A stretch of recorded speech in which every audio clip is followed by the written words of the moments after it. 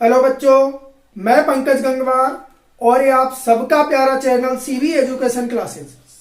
आज अपने इस चैनल के माध्यम से मैं बात करने वाला हूं कि हम कम समय में अपनी परीक्षा में किस तरह से अधिक अंक ला सकते हैं, किस तरह से हम अपने टारगेट को अचीव कर पाते हैं और उसका क्या एक बेस्ट मेथड होगा और कम मेहनत करके भी हम ज्यादा नंबर ला सकते हैं, ज्यादा अच्छा परफॉर्मेंस हम कर सकते हैं अपने एग्जाम में। आज इन सभी चीजों की हम बात करेंगे, लेकिन इन सारी चीजों तक बढ़ने से पहले और वहां तक पहुंचने से पहले हम थोड़ी सी एक बात और कर लेते हैं। जहां तक मेरा अपना मानना है कि हम स्टूडेंट्स को भी डिफरेंट कैटेगरी में बांट सकते हैं कि स्टूडेंट जो भी विद्यार्थी होते हैं तो उनकी अपनी अपनी समझ में पढ़ाई क्या चीज होती है और वो किस तरीके से पढ़ाई को लेते हैं। देखिए, सबसे पहले जो मैंने आपको बताया कि हम 3 कैटेगरी में डिवाइड करते हैं कि अगर हम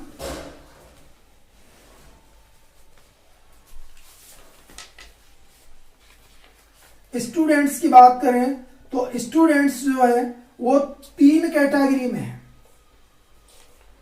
3 कैटेगरी स्टूडेंट्स की हम बनाते हैं और इनमें एक कैटेगरी वो होती है जो 80 to 100% के लिए फाइट करती है। वे स्टूडेंट होते हैं जो ये चाहते हैं कि हमारी मार्किंग जो है वो 80 और 100% के बीच होनी चाहिए, यानी कि एबव 80% होनी चाहिए, और वो इसके लिए फाइट करते हैं और इसके लिए लगातार वो प्रयास करते हैं। दूसरी कैटेगरी होती है कि वो जो है वो 70 to 80% के लिए फाइट करते हैं। 70 to 80% के लिए फाइट करते हैं। और एक कैटेगरी वो होती है जो 50 to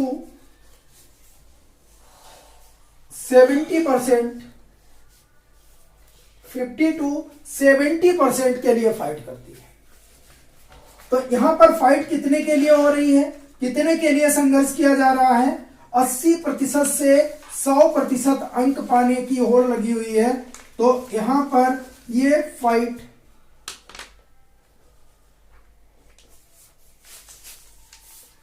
और यहां पर 70 to 80% की फाइट और यहां पर 50 to 70% की फाइट होती है।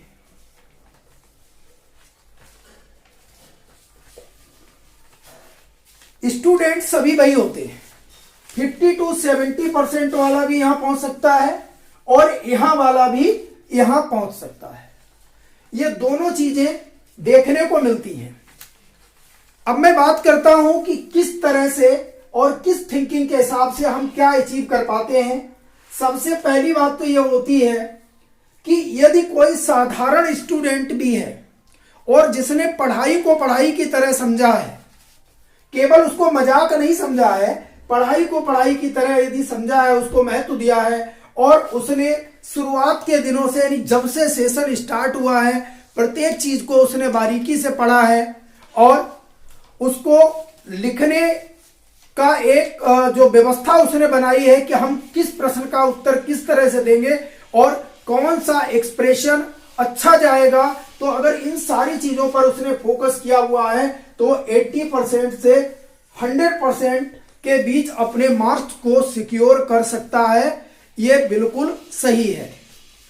अब इसके बाद दूसरी कैटेगरी में वो स्टूडेंट आते हैं जिनकी नजर में थोड़ा ये रहता है कि अभी हमारे पास समय है और हम पढ़ लेंगे, लेकिन किसी भी चीज को ना तो वो इस बात पे फोकस करते हैं कि किस प्रश्न का उत्तर हमें कैसे देना है, अपनी कॉपी में सुंदर ढंग से, कलात्मक ढंग से और व्यवस्थित रूप से किस प्रकार से हमें लिखना है और कहां से हम अपनी रनिंग पोजीशन को अगर हम मेंटेन करें।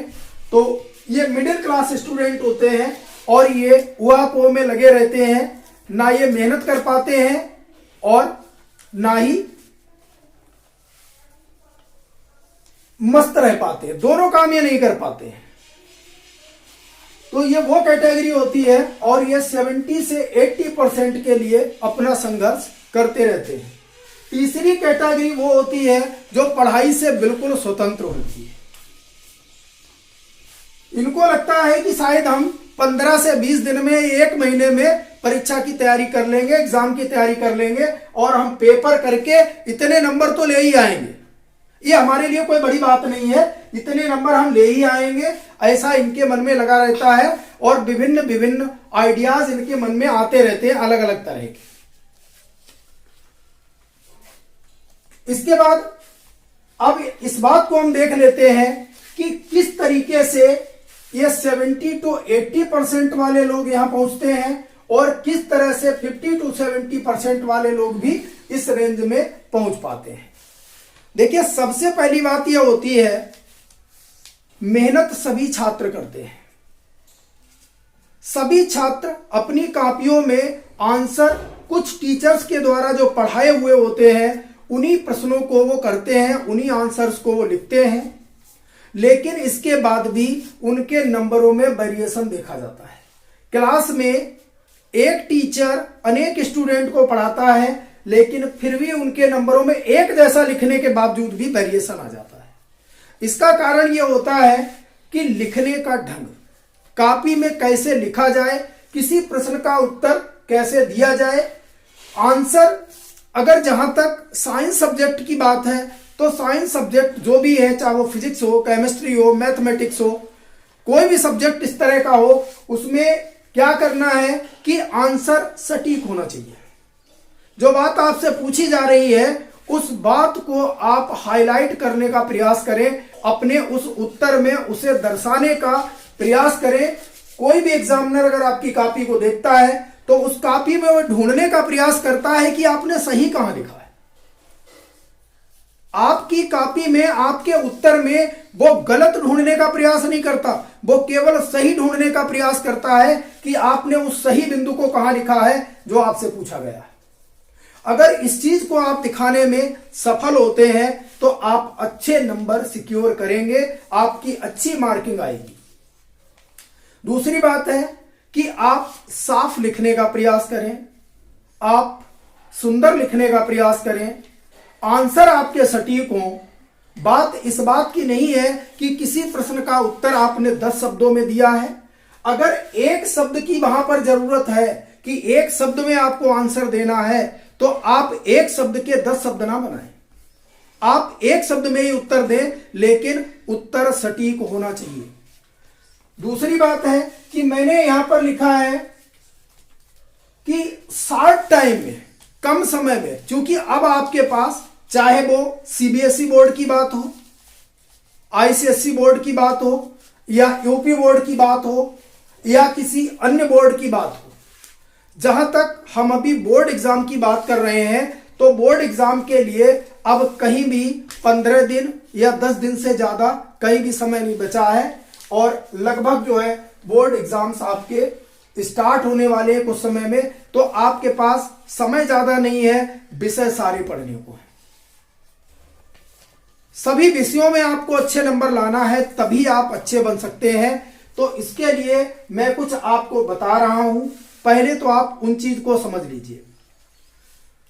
सबसे पहले हम इन बच्चों की बात करते हैं जो 80 to 100% के लिए फाइट करते हैं। और 80 to 100% के लिए फाइट ये इसलिए करते हैं कि इन्होंने पूरे सेशन अपनी स्टडी को जारी रखा है और पूरे सेशन इन्होंने मेहनत की है।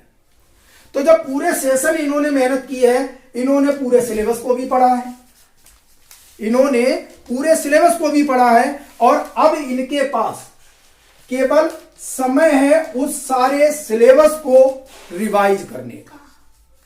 तो जब बात आती है रिवाइज करने की, तो अब रिवाइज करने में यह होता है कि जब पूरे सिलेबस को हमने साल में केवल एक बार पढ़ पाया है तो हम उसको रिवाइज भी 10 बार नहीं कर सकते।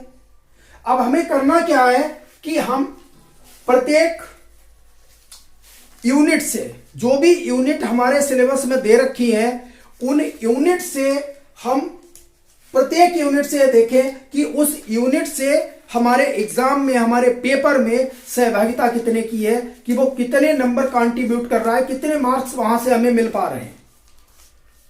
हमें उन यूनिट पर ज्यादा फोकस करना है जहां से हमें कुछ ज्यादा मार्क्स मिल पा रहे हैं।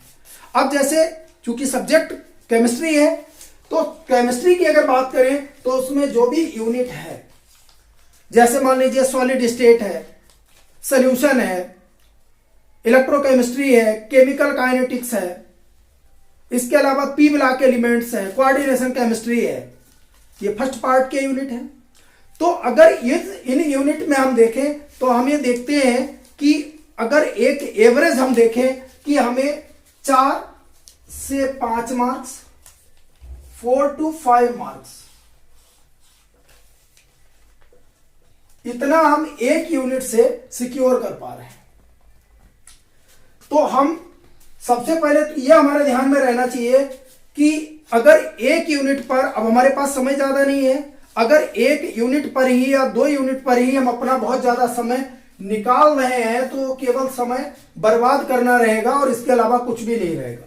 क्योंकि हमारा पढ़ा हुआ सब कुछ है, हमें इस बात पर ध्यान देना है कि प्रत्येक यूनिट 4 से 5 मार्क्स जो है कंट्रीब्यूट कर रही है हमारे पेपर में। तो हमें उस यूनिट से कौन कौन से टॉपिक हैं जो हमारे लिए महत्वपूर्ण है, हमें केवल उन टॉपिक को, पर्टिकुलर उन टॉपिक को ही हमें रिवाइज करना है। जैसे हम सॉलिड स्टेट की बात करें तो सॉलिड स्टेट में हमें क्या करना है कि एक नॉर्मल वे में हम उसके एक क्लासिफिकेशन को पढ़ लें, अमॉर्फस सॉलिड, क्रिस्टलाइन सॉलिड, इनके बीच में डिफरेंस देख लें। क्रिस्टलाइन सॉलिड जो होते हैं उनमें कौन कौन से टाइप हैं, आयोनिक सॉलिड है, कोवेलेंट है, नेटवर्क या सहसंयोजी ठोस है। तो जो भी उनकी कैटेगरी है उनमें हम विद एग्जाम्पल थोड़ा सा एक शार्ट तरीके से उसको हम जो है देखते चले जाएं और उसको पढ़ते चले जाएं। इसके अलावा इसमें पूछी जाती है जो अगला क्वेश्चन जैसे आता है, अगर सॉलिड स्टेट की बात कर ले, हम एक एग्जाम्पल तौर पे आपको बता रहे हैं कि सॉलिड स्टेट से जो दूसरा आने वाला क्वेश्चन होता है वो क्वेश्चन आपका आता है यूनिट सेल से। यूनिट सेल क्या है, नॉर्मली कितने टाइप की यूनिट सेल्स होती हैं, जैसे सिंपल क्यूबिक है, बॉडी सेंटर्ड क्यूबिक है, फेस सेंटर्ड क्यूबिक है। इनमें पर यूनिट कॉन्स्टिट्यूट पार्टिकल की संख्या कितनी है, उनमें कितना जो है पार्टिकल नंबर होता है प्रत्येक में। जैसे सिंपल क्यूबिक की बात करें तो 1 होता है, बीसीसी में 2 होता है, ऐसे एफसीसी में जो है वो 4 होता है। तो ये अलग अलग एक स्थिति होती है कि हमें इन चीजों पे अपना फोकस करना है। क्रिस्टल डिफेक्ट से एक क्वेश्चन आता है, नॉर्मली पूछा जाता है, तो क्रिस्टल डिफेक्ट हमें देख लेना चाहिए कि क्रिस्टल डिफेक्ट कौन कौन से हैं, किस दोष में क्या होता है। जैसे अगर बात करें तो एक जो है वैकेंसी डिफेक्ट है, फ्रेंकल डिफेक्ट, और इसके अंदर दूसरा जो होता है सार्ट की डिफेक्ट है। तो कहाँ डेंसिटी चेंज हो रही है, कहाँ डेंसिटी चेंज नहीं हो रही है, ये छोटी छोटी सी बातें हैं। और इसके अलावा इससे एक छोटा सा न्यूमेरिकल भी पूछ लिया जाता है, जहां तक यूपी बोर्ड एग्जाम की बात है तो इसमें छोटा न्यूमेरिकल आता है। कभी कभी ये इसमें पूछ लेते हैं कि क्रिस्टल की डेंसिटी पूछ लेते हैं, कभी कभी नंबर ऑफ यूनिट सेल्स पूछ लेते हैं।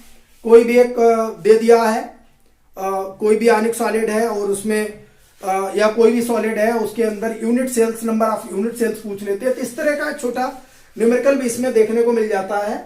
और इसके अतिरिक्त इसमें पाइकिंग इफिशियंसी है, हम एक बार देख लेंगे उसको कि पाइकिंग इफिशियंसी जो है सिंपल क्यूबिक की कितनी होती है, बीसीसी की कितनी होती है, एफसीसी की कितनी होती है। तो इस तरीके से जहां से क्वेश्चन बनते हैं, प्रीवियस ईयर पेपर्स को हम देख लें कि कहां से क्वेश्चन बनते हैं और उन्हीं क्वेश्चन के हिसाब से हम उस चीज को अब रिवाइज करें, क्योंकि हमारे पास टाइम नहीं है जो हम एक तरफ से सारी चीजों को पढ़ पाए। तो इस तरह से ये लोग जो हैं वो चूंकि इनका पढ़ा हुआ है, इनको ज्यादा समझने में अब समय नहीं लगेगा, तो ये इस तरीके से ये अपनी जो इनका क्राइटेरिया है कि हम इस रेंज से इस रेंज के लिए फाइट कर रहे हैं, तो ये वहां पर कामयाब भी हो सकते हैं।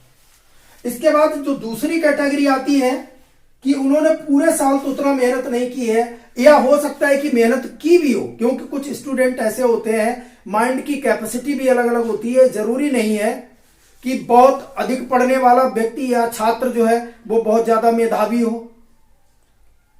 कम पढ़ने वाले भी, पढ़ाई पे कम समय लगाने वाले भी मेधावी होते हैं, ज्यादा पढ़ने वाले भी अच्छा नहीं कर पाते हैं।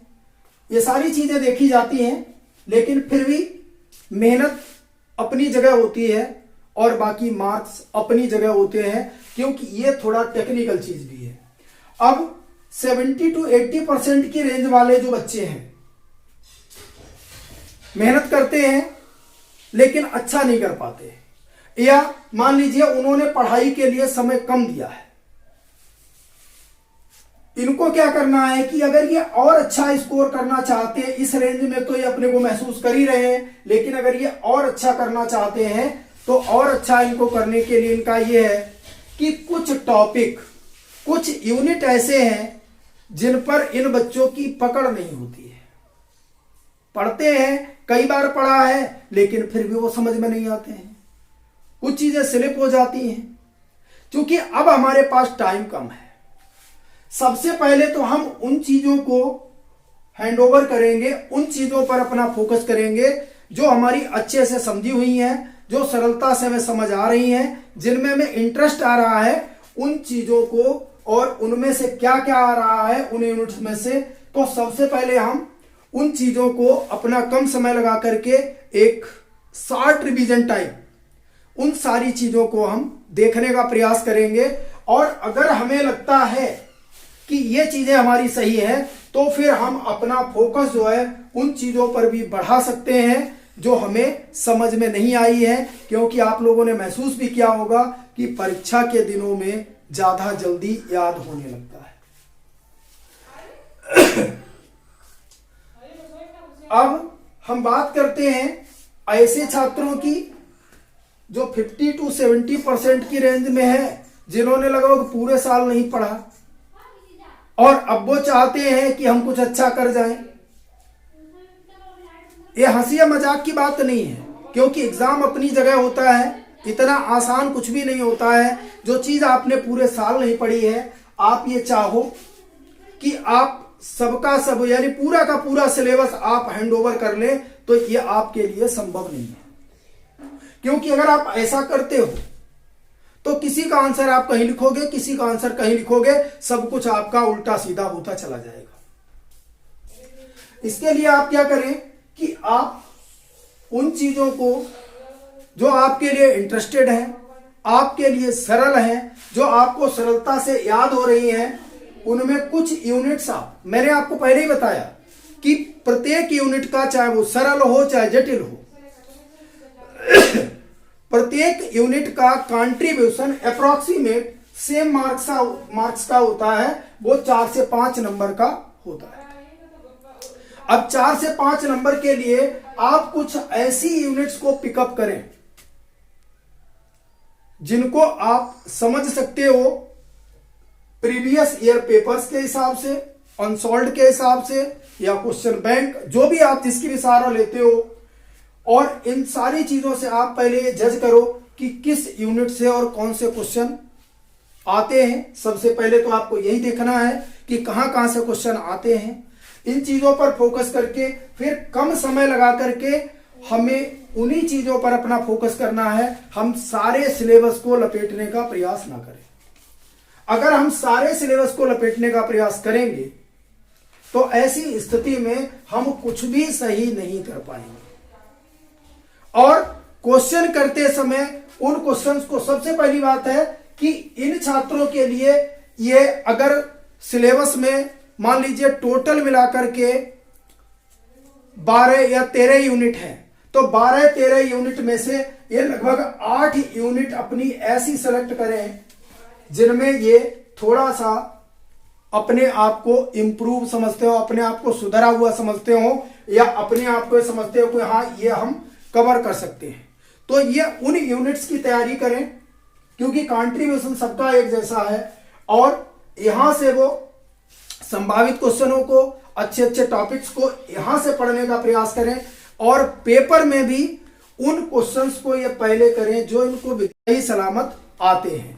इसके बाद ये उन क्वेश्चंस को भी फॉलो कर सकते हैं, उन क्वेश्चंस पर को भी ये हल करने का प्रयास कर सकते हैं जो इनके कम पढ़े हुए हैं या केवल एक बार देखे हुए हैं, ये उनमें भी कर जाएंगे और इस तरह से ये अच्छे नंबर ला सकते हैं, अच्छे मार्क्स और अच्छी परफॉर्मेंस ये अपने एग्जाम में कर पाएंगे।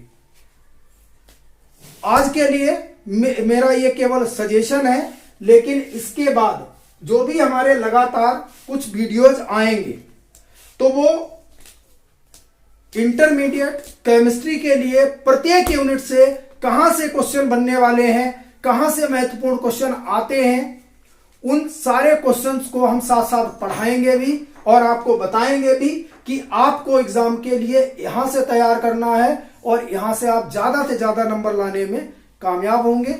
और मिलते हैं इसके बाद अगले वीडियो में, तब तक के लिए धन्यवाद।